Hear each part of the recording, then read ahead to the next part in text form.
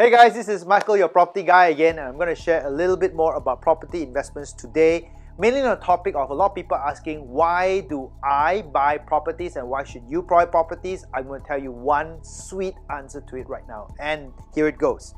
The really one reason why you want to buy properties is because of this, which is my favorite word right now, and it is called leverage. That's right, okay? The only reason why you want to go into it is leverage. Now, I know there's a lot of people going out there saying, hey, I buy properties using cash. I want to get safe. I don't want to talk about banks. So let me just share this with you guys right now, my reasons of doing it, okay? So here goes. So let me just give you an example right now, okay? Let's say, for example, if you today have 100,000 ringgit cash, right? So what would you do with this money? Like, let's say, for example, you won a lottery or you worked very hard for the past 5 to 10 years and you managed to get this money coming in. What would you do with this money, right? So a lot of people say, if it's my hard-earned cash and I kind of want to roll it because I want to 100,000 is not easy for me to retire on, and I want to get this towards my retirement. I should, you're right, invest. So many of you would take this money and you put it into some sort of investment right away. Good on you. Right? But then again, I'm going to ask you this next question. What's your ROI? How much returns are you expecting to get from your investments by putting this money in? So let's put a little bit of a figure over here. For those of you watching this right now, maybe you say, hey, I want something more, I'm able to take a bit higher risk over here. So let's not go 5%, let's not go 10%. Let's give you something that gives you 20% per annum consistently. Now, would you go into something like this? If it's safe and it gives you a solid 20% every year?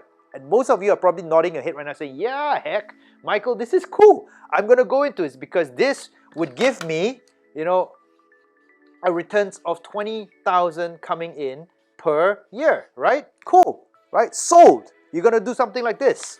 Absolutely awesome. But let me just tell you this. This, my friend, is way too slow. So here's the thing I'm going to share with you right now. You're probably wondering like, what?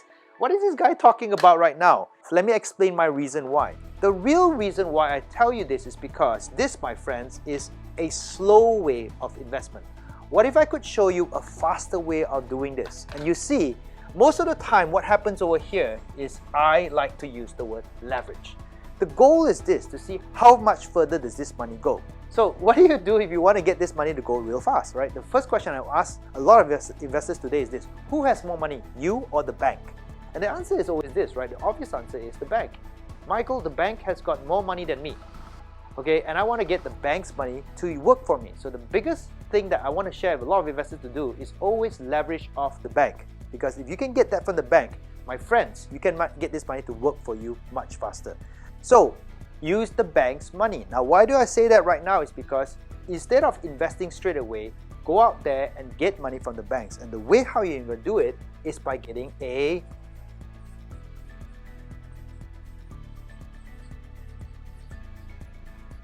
property loan. So let me just share with you how this works right now. So imagine right now you have this 100,000 hard-earned cash. Instead of going out there and putting it into an investment, what I want you to do is this, okay? Go to the banks right away and talk to the banks and say, hey, Mr. Banker, I'm interested to go and purchase a property right now. How much loans can you give me? And then the banker will probably reply by saying this right now: hey, Mr. Tan, by buying this property, I can give you a 90% financing. Now, it depends on which country you're in. Some will give you 80%, some will give you 70%, but in most countries right now, and especially in Malaysia, you can go up to 90% financing. Now, what does that mean? I'll explain it a little bit later on. But more important than this, they say, how long of the loan does it give you right now? And the banker will tell you, well, I'm going to give you up to 30 or 35 years, but in most cases, 30 years to pay back my loan. And my interest, okay, is usually at this point right now pretty low. It's about 3.2% per annum. Now, this is a very low interest rate. This is also a very long time to pay back the loans, and this is a very high margins. But to keep things simple and not going into the calculations right now, what does that mean is this: if you were to place $100,000 down to buy a property, that is only going to be 10% of what the property is worth. The rest of that money will be financed by the banks. Therefore, what that means is this property can be worth, right, up to, with 900K over here, this can be a $1 million property. All right, so this is going to be, is basically you have 10 times your money. all you did was this. So this is what I'm just trying to share with you guys right now. Let's talk about investments right now. What am I trying to share with you is that you, instead of putting your hard-earned cash to work for you, what I want you to do first is convert it into a different type of currency. Just like from Ringgit Malaysia to Japanese Yen or USD. Right now you're just converting Ringgit Malaysia or cash into asset. Using this form of currency, now you invest. So let me just bring you back over here. So imagine you did what you did right now, and of course, again, before you go out and do this, I'm going to teach you in many other episodes to pick the best asset classes of property so you don't lose money here. So a lot of you are thinking, do I have to pay back the loans or do I have to cover rental and stuff like that? Stay tuned to the rest of my episodes. Click the ones below, all right, and follow me on it. But what I'm trying to share with you right now is just take it example right now. If you find a very good property, bring it back into this page, then we talk about investments, okay? So what I'm talking about right now is this. Once you've converted to a very good, great asset,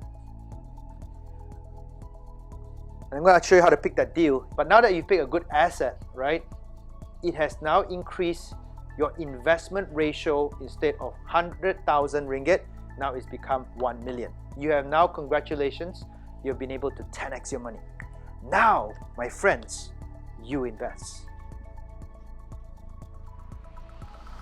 So assuming you take this asset class and you say, I'm going to look for a good deal in the market right now, and it's going to be worth $1 million, and I'm going to make sure that it will at least give me, how much? Let's do apple to apple right now. 20% returns. But look, Michael, it doesn't get you that kind of money within 1 month or 1 year. It takes a bit longer. So, all right, I understand where you're coming from. Let's take this within a period of 5 years. Is that possible that you buy a property at 1 million and sell it off in 5 years at 1.2? Or maybe two properties at 500,000 each and sell it off at 600,000 in 5 years. Can it be done? And the answer is, of course, if you look for a good one, yes. So assuming you can do this right now, and let's say this is net over here, you take 1 million, 20% of that, it becomes Ringgit Malaysia 1.2 million. Therefore, if you take this as your net, you profit out there 200,000 ringgit after 5 years, right? After 5 years. Now, let's just take this right now. This is net profit. Imagine this right now. You put in 100,000 cash, you go all the way over here, you take out 200,000 cash, right? Within a period of 5 years, right? How much is that? What's the returns of investment over here, ladies and gentlemen? That, my friends, is 200%.